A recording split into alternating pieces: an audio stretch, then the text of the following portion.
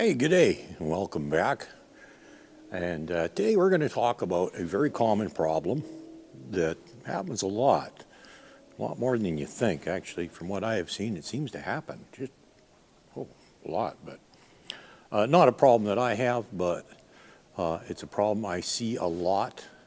And the problem is, well, it's one of two things. Either the horse walks off or moves while you're trying to mount it, or the minute you get on, you throw a leg over, and before you even got your foot in the other stirrup, the horse is walking off on you. And both those scenarios are extremely common. And I'm going to show you a very simple method that can be used that will prevent that from happening. Well, hopefully, although you might have to actually back up and do something else first to make it work, but because it's you need one thing to do another. And, well, that's one of the reasons I always talk about being really thorough with your groundwork and everything, because when it comes time to ride, it makes a difference. Now, you just give me a second here and I'll show you what I'm talking about. Now, what you'll need to be able to do with your horse before you can use this method that I'm going to show you is your horse has to be able to flex on the ground before you ever get on. This is why I always emphasize all this silliness and doing your groundwork, because it always translates into something you can use in the saddle. And here's another example right now. And hopefully this is going to work. Sometimes it does, sometimes it doesn't, but we'll see what happens here. Oh, excuse me, sir, are you paying attention? There we go.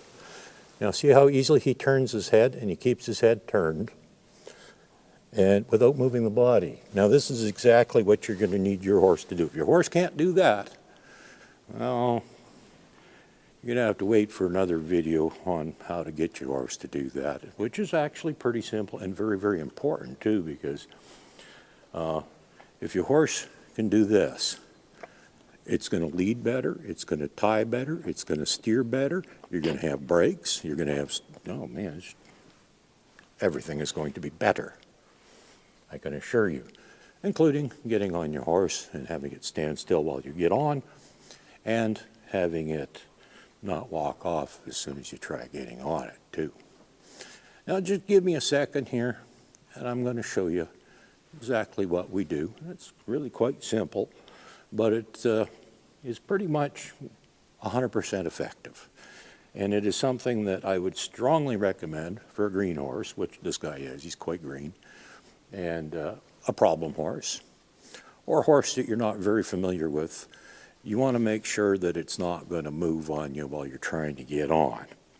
And what I'm going to show you here is a tried and true method that not only just me, lots of other people use it too, but unfortunately there's an awful lot of people that don't, and they have problems with the horse moving when they're trying to get on, and they're quite often chasing it around with the mounting block.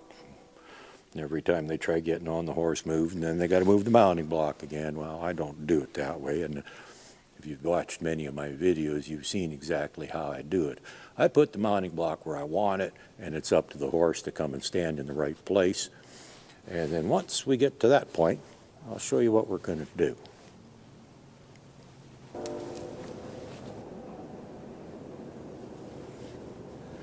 And once you got your horse in position exactly where you want it,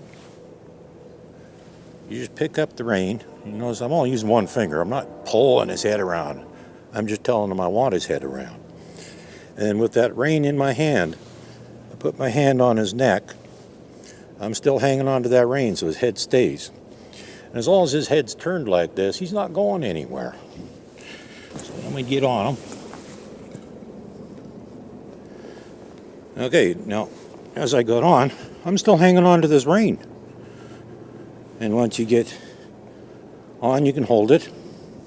And he's not going to go anywhere, because a horse will generally not try and go. Now, he actually wants to.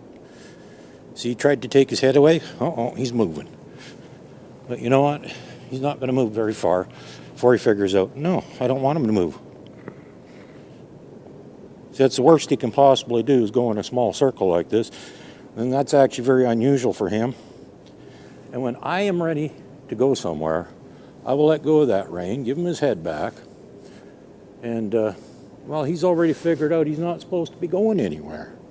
So he's still standing here.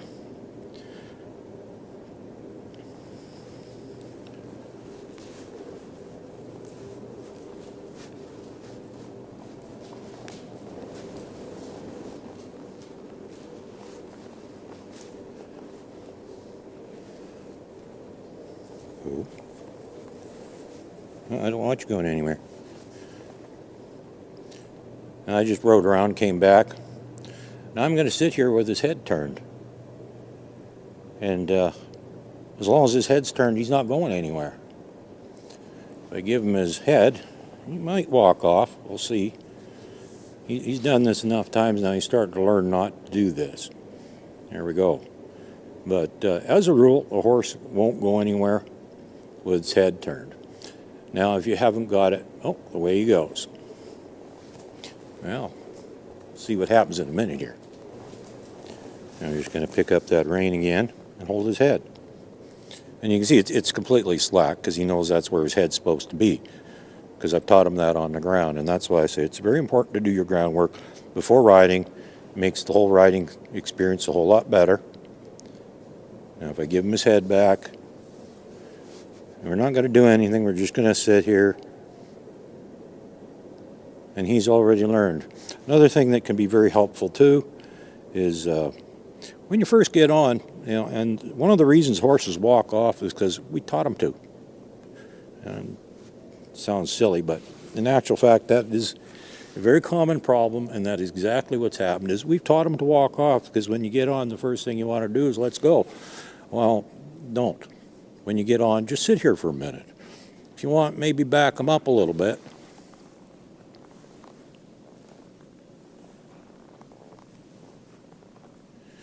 And so he learns that taking off isn't the answer. That's not what he's supposed to be doing. So it's kind of a short one today, but I hope it's helpful. Oh, I didn't ask you to go anywhere, sir. See, that's what happens when his head's not bent. He is liable to just walk off if he wants to. But he's doing pretty good anyhow. When I say he's pretty green, I mean like he's got maybe 5 hours on his back at the most. I'm not sure.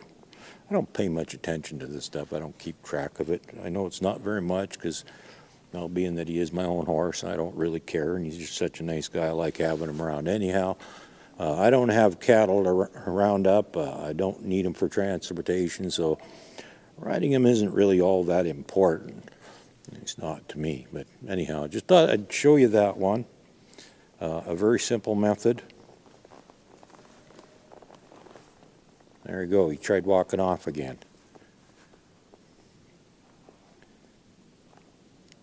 But it's a very simple method. I'll just back him up so we're in the middle of the camera. There we go. And very simple method. Keep your horse from moving while you're trying to get on, and to keep him from walking off once you get on. And if that doesn't work well for you, then there he goes again. See, that's what happens when his head isn't turned.